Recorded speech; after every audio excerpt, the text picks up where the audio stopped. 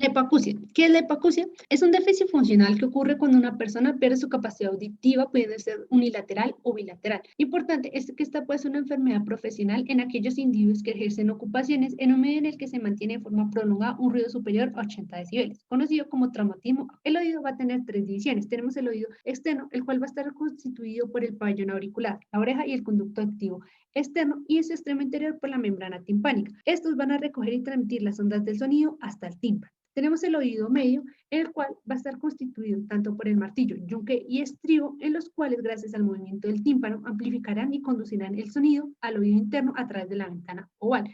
Y por último, tenemos el oído interno. Este va a estar encontrado en el hueso temporal, en el peñasco del temporal. Aquí importante va a ser la cóclea. Esta va a tener dos divisiones, un conducto vestibular superior y un conducto timpánico inferior dividido por la membrana basilar. A lo largo de toda esta membrana basilar vamos a encontrar el órgano de corte, importante ya que posee las células ciliares internas y externas, las cuales son las células sensoriales auditivas. Las células ciliares internas son importantes ya que son responsables de traducir el estímulo acústico, y de ellas se forman las terminaciones nerviosas que constituyen el nervio auditivo o nervio vestibulo-coclear, que va a viajar hacia el tronco encefálico y de aquí al lóbulo temporal del cerebro. Con respecto a la etiología, se han encontrado cuatro principales causas de hipoacusia. La más importante de ellas es la exposición prolongada a ruidos por encima de los 90 decibeles. En el medio laboral es muy frecuente que se encuentre la presencia de máquinas, equipos y manipulación de herramientas que son generadores de ruido, que van a ser los causales de sordera profesional. También se encuentra la exposición aguda a ruidos de más de 140 Hz, los traumas craneoencefálicos y la exposición a químicos como el tolueno o el sileno.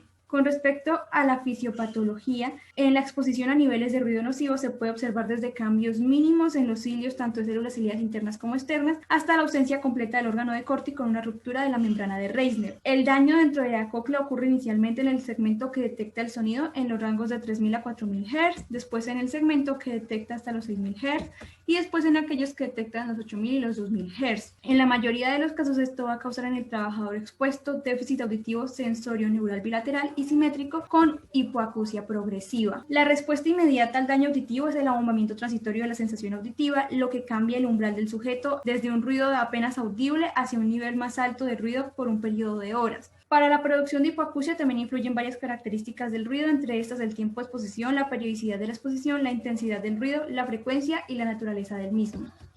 Al realizar la historia clínica ocupacional, los primeros datos a constatar son los de identificación, que incluyen el nombre, el documento de identificación y la EPS a la cual pertenece. También se deben registrar datos demográficos como las condiciones de la vivienda, los hábitos, el estilo de vida y las actividades extraocupacionales. En los antecedentes ocupacionales es importante el cargo y las funciones desarrolladas y el tiempo laborado en cada una de ellas hasta llegar a la empresa actual. También se debe indagar en las herramientas y materia prima utilizada, así como la frecuencia de usos de elementos de protección personal. La pérdida de audición puede deberse a factores de riesgo a nivel individual y laboral. A nivel individual encontramos algunas enfermedades del adulto, especialmente virales, siendo estas por exposición a agentes biológicos. Se debe indagar respecto a los hábitos sociales y recreativos y las condiciones laborales anteriores, siendo estos factores psicosociales. Otros factores que pueden ser de origen laboral o extralaboral es la exposición a autotóxicos como algunos fármacos, el tabaco, el alcohol y algunos disolventes como factores de riesgo químicos. A nivel laboral puede haber exposición a fuentes de ruido que superen los valores tolerables por el oído humano, como exposición frecuente a vibraciones y diferentes contaminantes acústicos que corresponden a riesgos físicos. Y podemos encontrar riesgos psicosociales adicionales como variaciones en el trabajo diario, las tareas delegadas, la duración de la jornada laboral, las pausas y tiempos de descanso que puede hacer el trabajador y los servicios y monitoreos ofrecidos por parte de la empresa.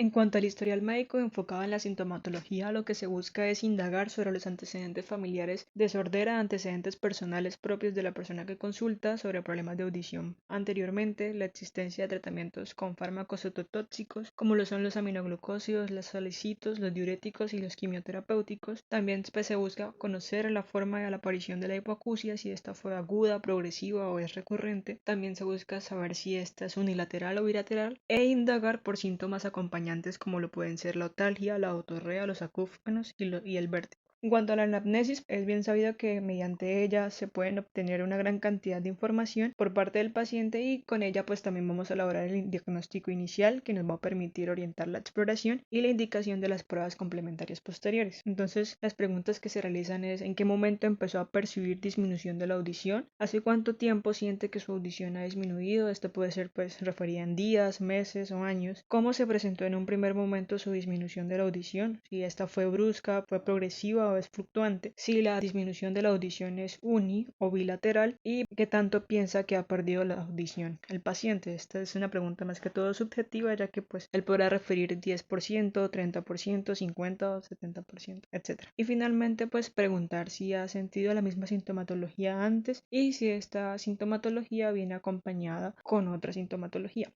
En el examen físico de oídos para la evaluación de la hipoacusia se realiza la observación de habilidades comunicativas del trabajador, pues esta puede sugerir la presencia de una disminución auditiva. Se realiza también la otoscopia bilateral para descartar la presencia de tapones, cerumen, cuerpos extraños o estrecheces del canal auditivo que pueden alterar el resultado de la evaluación auditiva. La presencia de perforaciones timpánicas, placas extensas de esclerosis, abombamiento o retracción de la membrana timpánica pueden relacionarse con alteraciones auditivas de tipo conductivo. Las condiciones inflamatorias, descamativas o irritativas en la piel del conducto auditivo externo deben ser identificadas. También se realiza la ocumetría de voces, en la cual se le van a decir palabras al oído al paciente a una distancia aproximada de 25 centímetros, iniciando con una voz susurrada y ascendiendo en intensidad hasta que el paciente realice la repetición acertada de 3 palabras. En cuanto a las pruebas con diapasones, se van a aplicar las pruebas de Weber y de Rinne con el objetivo de aclarar si se trata de una hipoacusia neurosensorial, conductiva o mixta. En cuanto a las pruebas audiológicas adicionales, tenemos la audiometría tonal, que es la prueba empleada para las valoraciones audiológicas. Se recomienda la realización de audiometría tonal con registro de la vía aérea para las frecuencias de 500, 1000, 2000, 3000, 4000, 6000 y 8000 hercios.